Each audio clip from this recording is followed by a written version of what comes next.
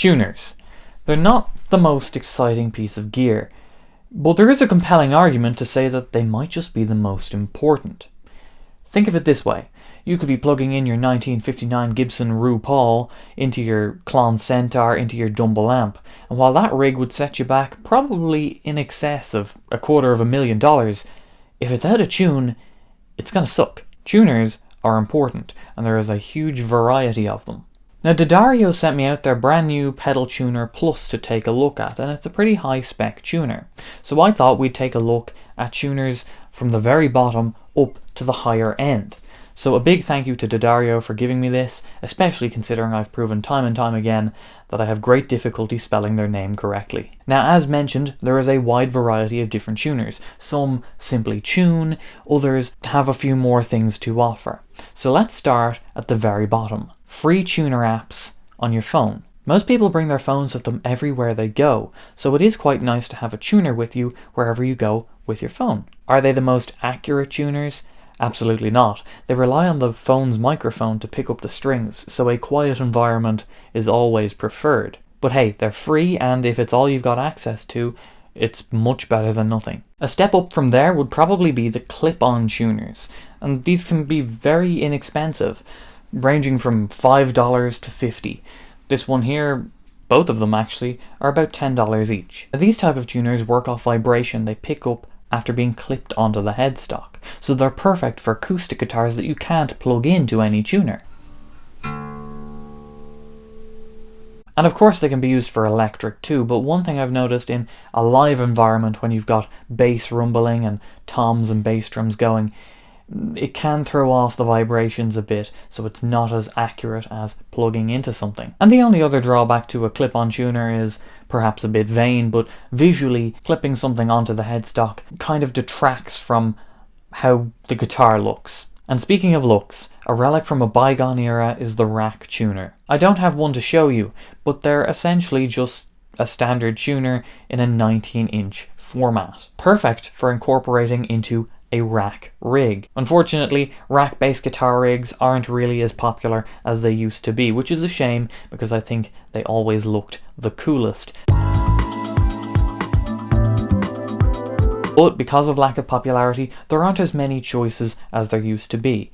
I think Korg still do them and maybe Behringer do them, but there aren't as many options as there are, for example, in pedal format. Pedal tuners come in a wide variety of brands, enclosures and functions, so let's take a look at some of the basic tuner varieties. Chromatic tuners, probably the king of these is the Boss TU series. This is a TU2. Chromatically it's going through all the notes A, B, C, D, E, F, G with your sharps and flats in between. They're the most standard and popular type of pedal tuner, and probably it's because they're very easy to use. Then there's the polyphonic tuners. I don't have an example here, but there's popular models such as the TC Electronic Polytune.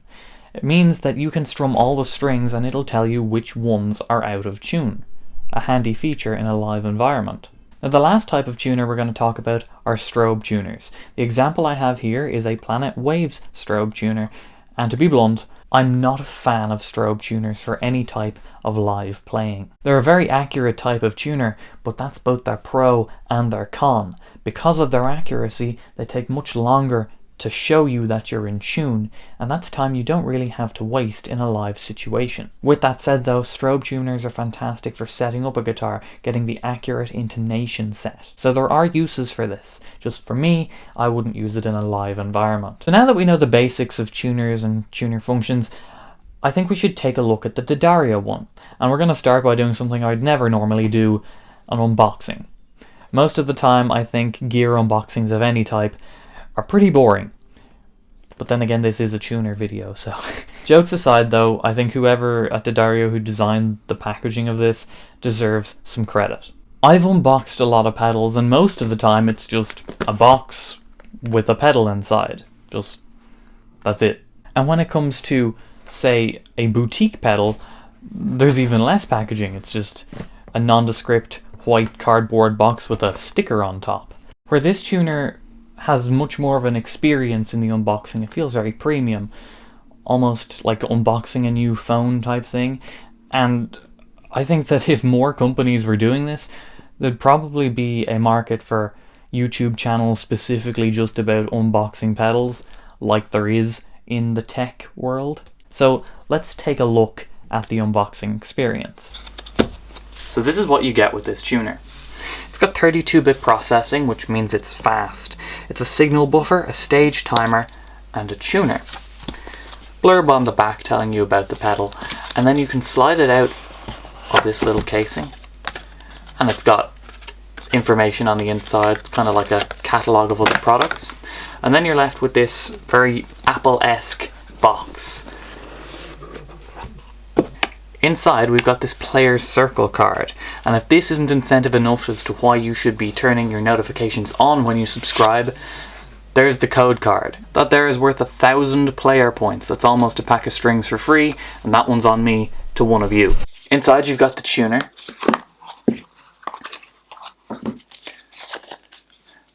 Instruction booklet, and an extra feature that I really like is these two different pads. If you wanted to use this tuner on your desk or something and you didn't want to put it on a board, you can put this pad and it's perfectly cut for the screws. Or you could use Velcro, that's also perfectly cut for the screws. And that's not all, it even came with a battery. That's the first time I've ever had a pedal come with a battery. So now let's get to the features. This pedal has 3 things to offer.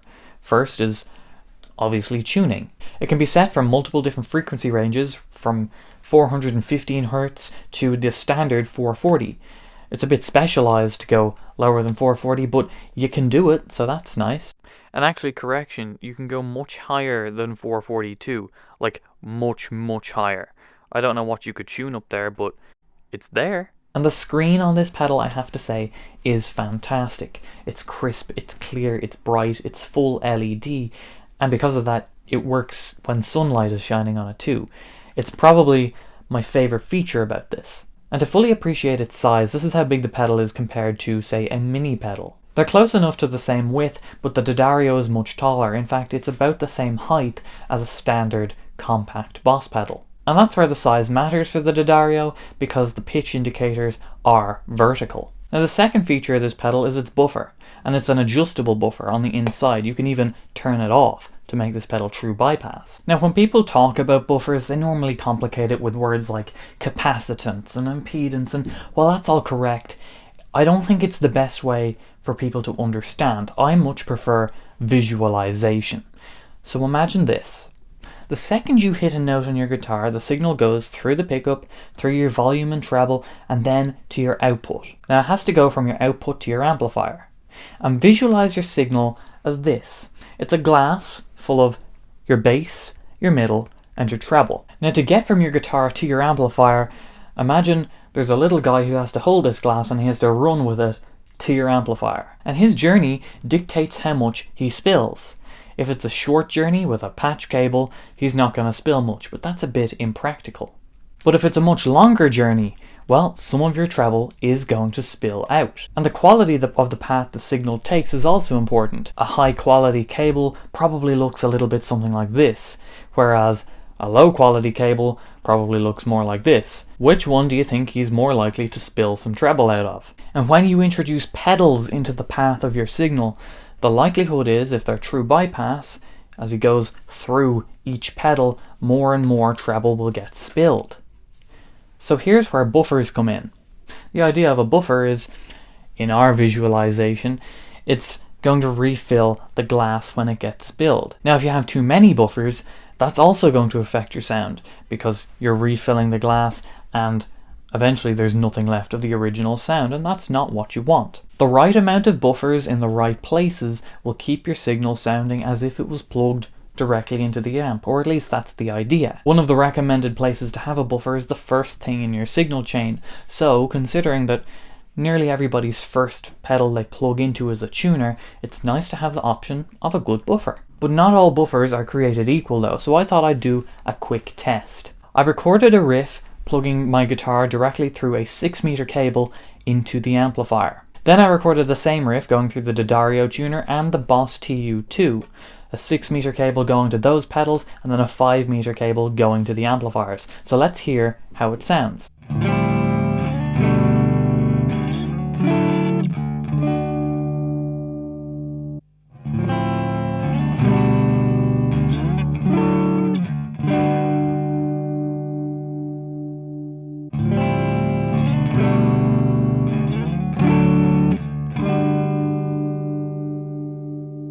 Now you probably didn't hear too much of a difference, if not any difference, and that's probably for two reasons. Firstly, there wasn't that much of a difference. It's much easier to compare on one chord, so listen to this.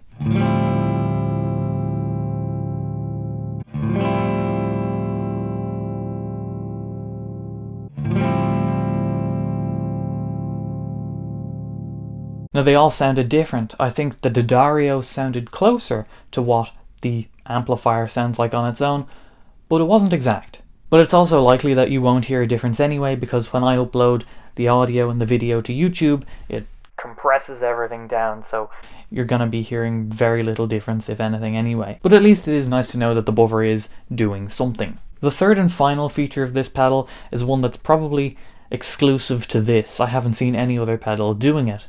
It's a built-in timer, ranging in 5-minute increments from 120 minutes to 5 minutes. And there's even a 5-minute warning, so it's telling you you've only got 5 minutes left.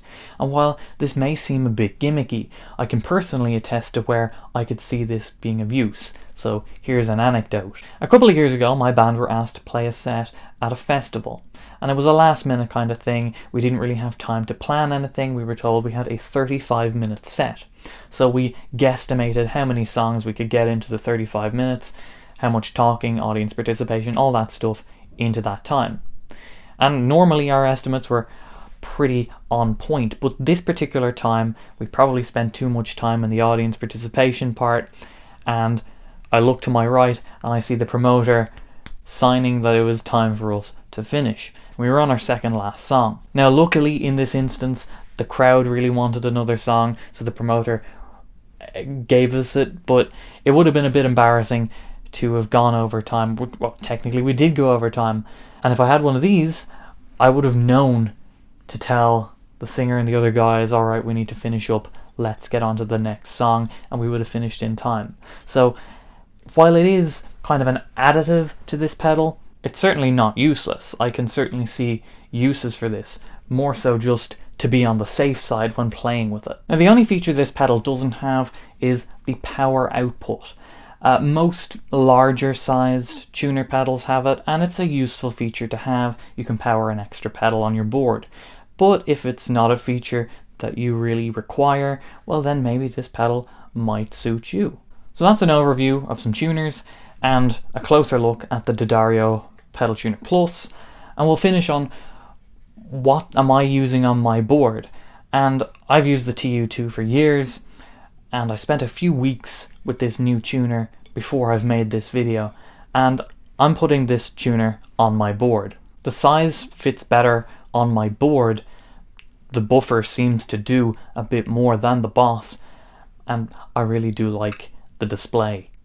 The tuner, I can see usefulness in a live situation, but I'm just doing that as an added extra. First and foremost, this is a good tuner pedal. So that was the video. Make sure to subscribe. Thank you to D'Addario for sending me that tuner, and thank you for watching. I'll see you next time. Bye bye.